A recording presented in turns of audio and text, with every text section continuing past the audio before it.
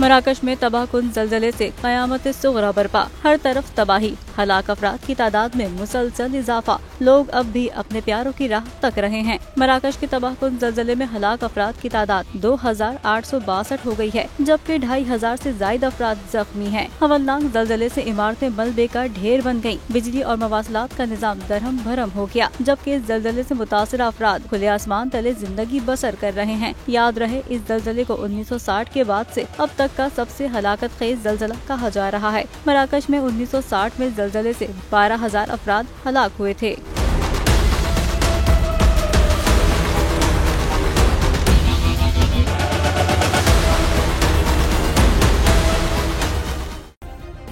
Subscribe करें और bell दबाएं ताकि कोई खबर रह न जाए।